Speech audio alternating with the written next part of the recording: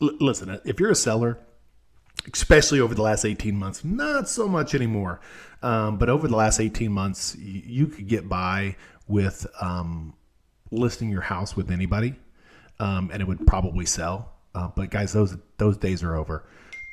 Who you hire matters more than ever in today's market. So what do you need to look for when you're thinking about selling your house? I tell people this all the time. Whatever you do, don't list the house with the person that you like the most, unless that person that you like the most is also the best. This is the largest asset that you own. And the days of, I'm just going to hire my niece because she just got her license and I don't want family drama. That's fine. You can do that. But how much money are you willing to spend of your equity to keep family drama down to a minimum? Now, listen, if your niece is top notch and she knows what she's doing and she's willing to invest her own money in marketing your house to get you maximum dollars, then do it. So here's what you need to look for. You need to look for somebody that has a track record of listing and selling houses at or above list price.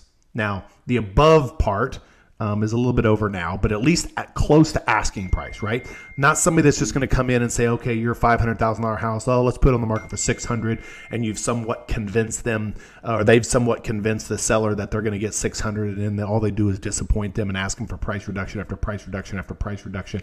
Now your house is stale, and it's probably never even going to sell for $500,000. So look for somebody that has a track record, somebody that's willing to spend money on marketing to get your house sold.